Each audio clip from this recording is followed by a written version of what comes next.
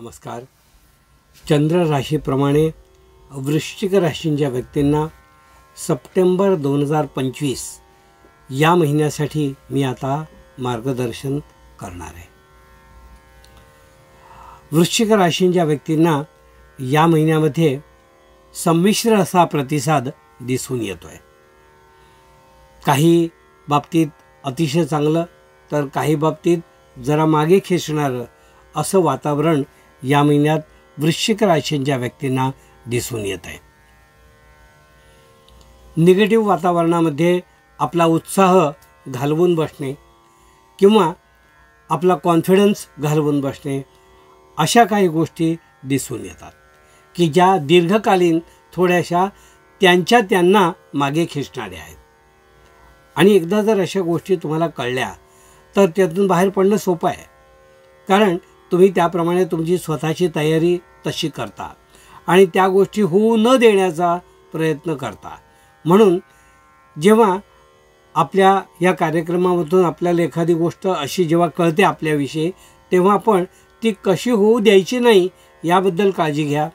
म्हणजे तुम्हाला याचा त्रास कमी होईल, म्हणजे होणारा त्रास जो आहे तो कमी होईल आपल्या राशीनुसार. तर त्याविषयी आपण प्रयत्न करा. थोडंसं आपलं मानसिक आणि हे जे धारिष्ट्य आहे ते धारिष्ट्य थोडं आपण आपल्या अंगात बाळगा, म्हणजे तुम्हाला घाबरायचं काही कारण नाही.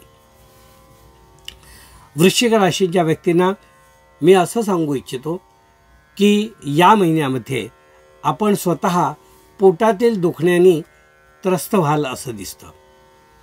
दुखणं म्हणजे साधारण पोटात काही ना काही समस्या असणे.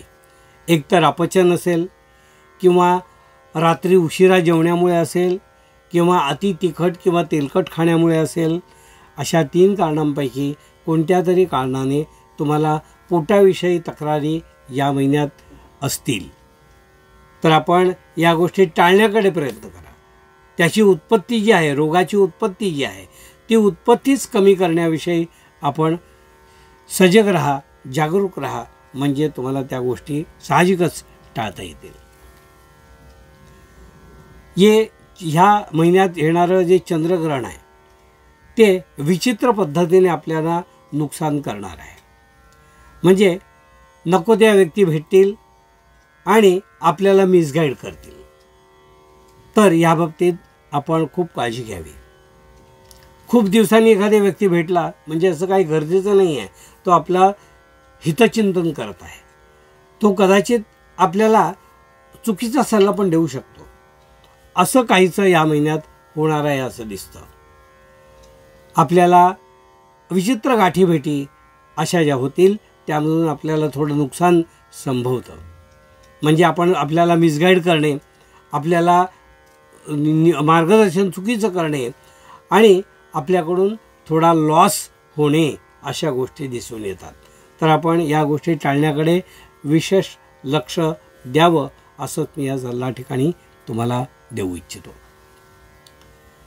या महिन्यामध्ये कामाच्या ठिकाणी तुम्हाला अनेक उत्तमोत्तम अशा संधी तुमच्यासमोर चालून येतील. पण त्या सगळ्याच संधी मात्र तुम्हाला चांगला मार्ग दाखवतील किंवा चांगली दिशा दाखवतील असं नाही आहे. त्यामध्ये तुम्हाला आपले जोडीदार, पार्टनर, धंद्यातले पार्टनर किंवा एखादी चांगली CA यांच्याशी सल्लामसलत करूनच आपण कुठलाही धंद्यात निर्णय या महिन्यात घ्यावा, कारण मोठं नुकसान यामध्ये होऊ शकतं. त्यामुळे धंदा करणाऱ्या लोकांनी सल्ला घेतल्याशिवाय कोणतेही पाऊल या महिन्यात उचलू नये.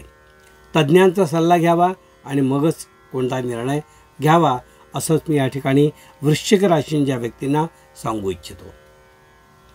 त्याचप्रमाणे वृश्चिक राशींच्या व्यक्तींना मी असं सांगू इच्छितो की शिक्षण घेणारी जी आपली मुलं आहेत त्या मुलांना थोडा आळस त्यांच्या अंगात गेलेला आहे. तर त्यांना याविषयी जागरूक करावं, त्यांना सतर्क करावं आणि त्यांना आपल्या कर्तव्याची जाणीव करून द्यावी आणि त्यांच्याकडून योग्य तो अभ्यास करून घ्यावा असाच सल्ला मी या ठिकाणी तुम्हाला देऊ इच्छितो. कौटुंबिक वातावरण जे आहे आपलं ते या महिन्यात चांगलं आहे असं मी म्हणेन. पण ते कौटुंबिक वातावरण चांगलं असलं तरी त्या समस्या ज्या आहेत, कौटुंबातल्या लोकांच्या ज्या समस्या आहेत, त्यामध्ये आपल्याला थोडं लक्ष घालावं लागेल. त्यामध्ये आपल्याला रोज उठून घरात बसावं लागणार नाही, पण तर समस्यांकडे आपल्याला लक्ष मात्र द्यावं लागेल. कोर्ट कचेरी करणाऱ्यांनी या महिन्यात अपयशाची आपल्याला शक्यता दिसून येत आहे. त्यामुळे नवीन दावा लावणे किंवा अन्य काही स्वतःहून कलम लावून काहीतरी कोर्टात खेचणे समोरच्याला, अशा गोष्टी तुम्ही टाळाव्या. त्यातून काही फायदा होणार नाही आहे. ज्यांची प्रलंबित कोर्टात काही केसेस आहेत, त्या केसचा सध्या काही निकाल लागणार नाही. निकाल लागला तरी आपल्याला जसा हवा आहे तसं लागणार नाही. त्यामुळे ॲज इट इज कोर्टातल्या केसवाल्यांनी जास्त काही धावपळ किंवा मुवमेंट या महिन्यात करू नका, असाच सल्ला मी या ठिकाणी तुम्हाला देऊ इच्छितो. वृश्चिक राशीच्या व्यक्तींना मी असं सांगू इच्छितो की या महिन्यामध्ये विशेष करून पैसे जे आहेत आपले, ते गुंतवणूक म्हणजे कॅशची गुंतवणूक करणे किंवा रोख पैशाची गुंतवणूक जी काय आहे ती तज्ज्ञांच्या मार्गदर्शनाशिवाय करू नका. कारण त्यामध्ये फ्रॉड होण्याची शक्यता दिसून येते. काही स्कीम्स ज्या असतात त्या स्कीममध्ये आपल्याला योग्य बेनिफिट न मिळणे असं दिसून येतं. म्हणून पूर्वार्धात या गोष्टीची विशेष करून काळजी घ्या, असाच सल्ला मी या ठिकाणी वृश्चिक राशीच्या व्यक्तींना देऊ इच्छितो. उत्पन्न जे आहे, उत्पन्न तुमचं या महिन्यात चांगलं आहे. त्याचं नियोजन चांगलं करा. त्याचा जो काही विनियोग तुम्हाला करायचा आहे त्या पैशातला विनियोग चांगल्या ठिकाणी करा. बाकीचे मात्र तुम्ही रिझर्व्ह ठेवा, असाच सल्ला मी या ठिकाणी तुम्हाला देईन. हे होतं वृश्चिक राशीच्या व्यक्तींना मार्गदर्शन.